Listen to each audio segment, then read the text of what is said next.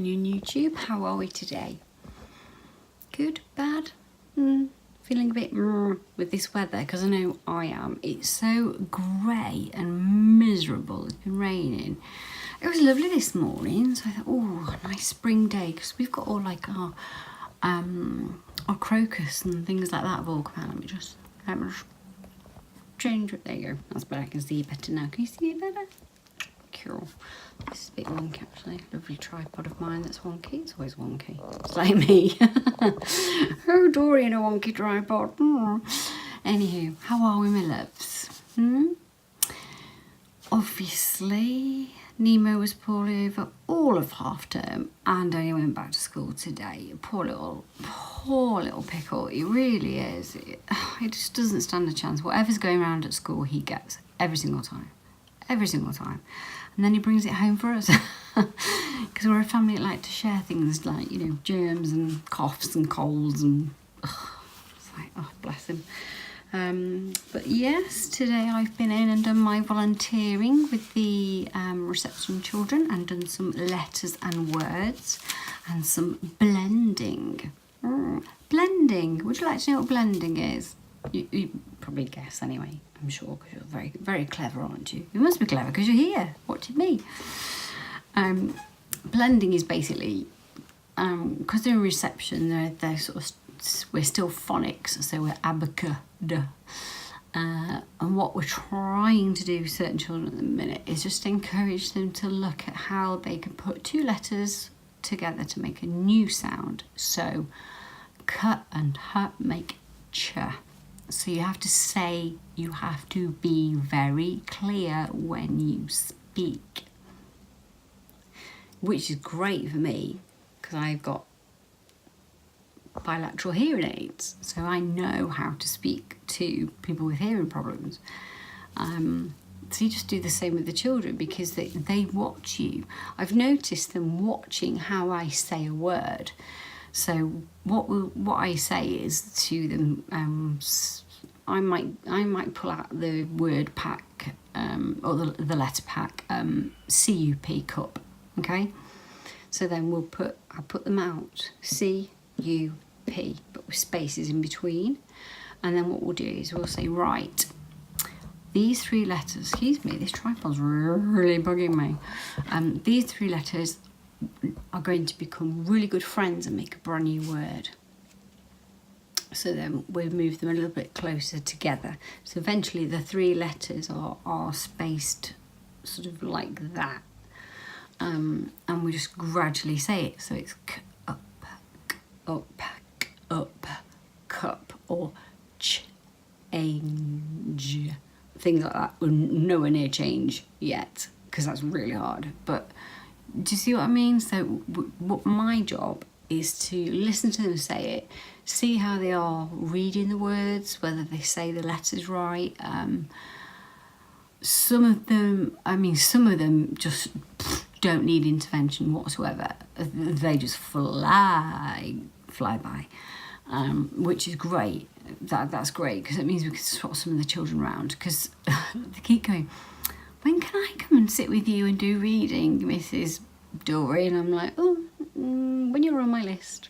Because it's really only the children that are struggling. It's not to say that I'm not going to get somebody who isn't struggling, because then, you know, I can listen to how well they're doing.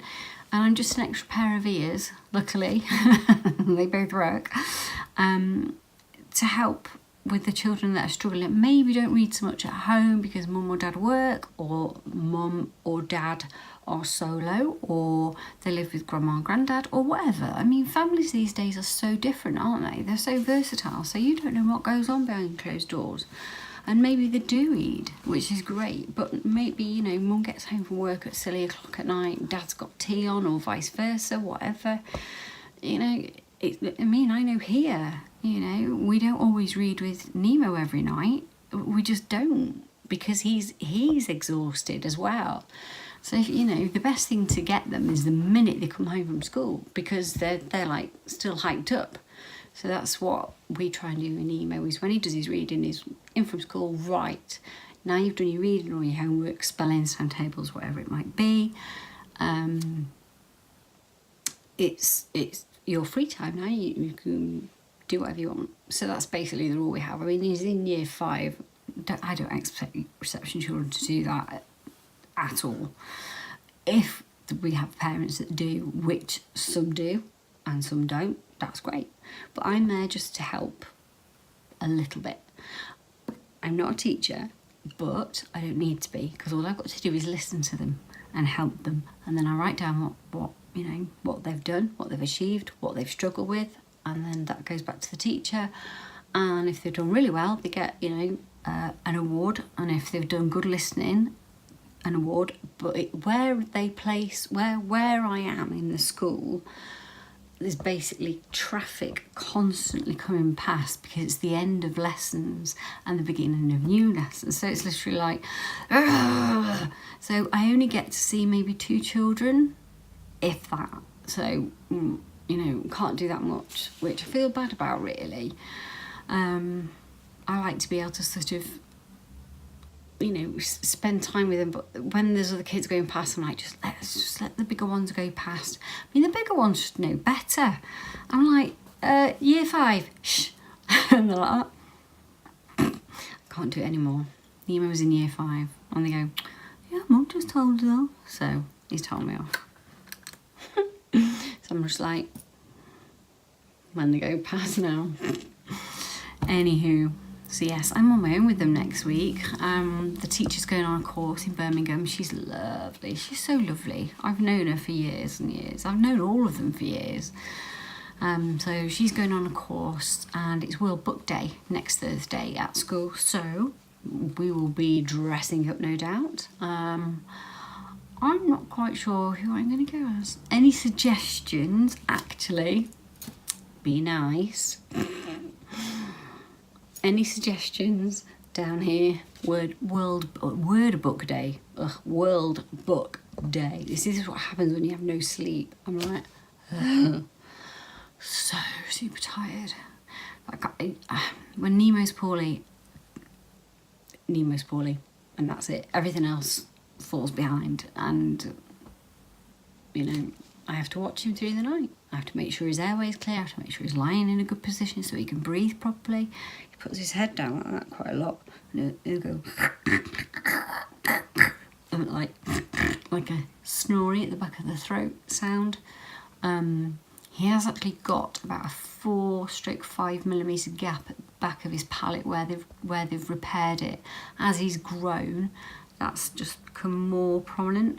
So we've got speech and language coming up soon. We've got so many appointments in March. It's crazy. March is just back-to-back hospital appointments. I've had my appointment through for my MRI on my back. Yay! That's good, because that's killing me. I've had my letter through for physio for my ankle. I've also had my letter through to see a consultant about my ankle and why it's not healing properly. When I saw the consultant in A&E, he said, I'm really not happy about this. This isn't, although there's no visible, that's what he said, there's no visible fracture, no visible damage. They still wanted an MRI, so they MRI'd my ankle.